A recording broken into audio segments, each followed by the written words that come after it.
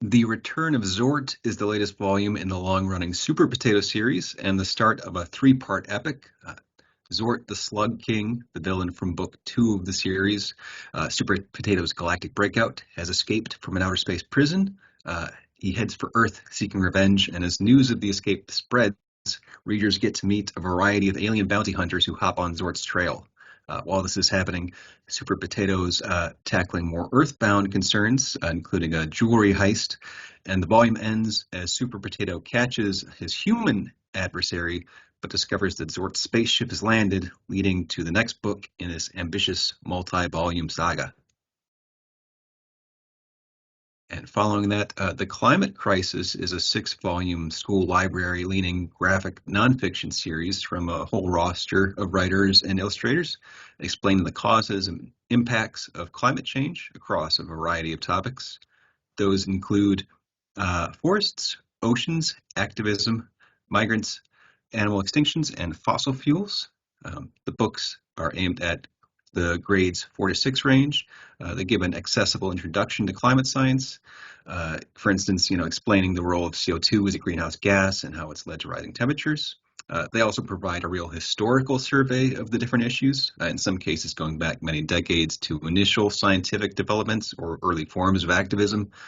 And of course, for readers who are alarmed by current trends, there are further resources and calls to action as well.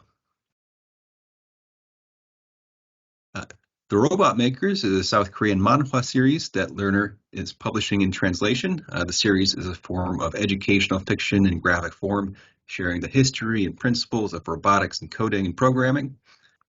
The series follows the rivalry between the school's soccer robot and battle robot teams, with a transfer student stuck in the middle. And in books 3 and 4, a mysterious mentor figure has the two teams compete in a coding camp, and the teams go through challenges based on the fundamentals of coding as they vie to be their school's only robotics club. Across volumes, what unfolds is a sports-like series of competitions, as well as, kind of a classic enemies to friends tale as the two clubs gradually unite, and it's all fun, colorful, humorous, and genuinely informative throughout. All right, following that series, Hotelator is the new young adult graphic novel from Josh Hicks, whose graphic collection, Glorious Wrestling Alliance, came out a couple years ago to strong reviews. Somewhere in the future, humans have deserted Earth for the stars, and the lucky few vacation on luxury hotels that are also giant robots. Our hero, Anna Green, is starting her first job on one such craft.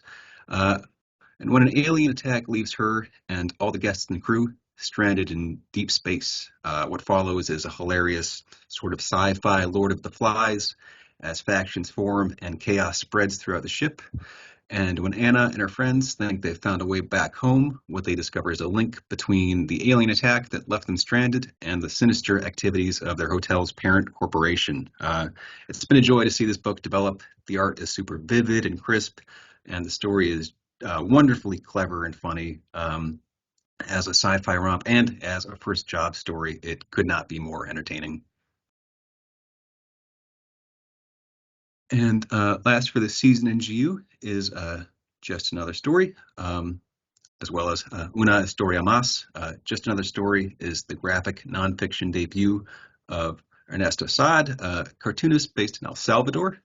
We're publishing it under that title in English and in a simultaneous Spanish edition as Una Historia Más.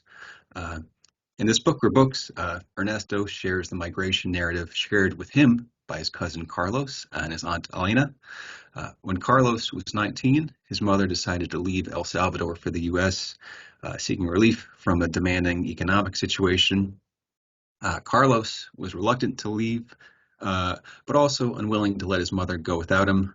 Together, they both traveled north, moving through Mexico and toward the U.S.-Mexico border with the help of a paid guide.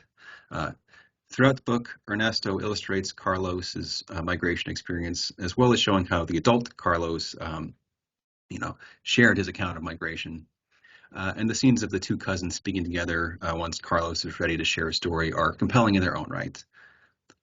The book takes its title from Carlos's modesty about the experience, as describing his migration narrative as nothing special. But the effect of Ernesto, the author's drawings, has the total opposite effect, presenting the nuance and the human emotion behind experiences that are often, presented as data points.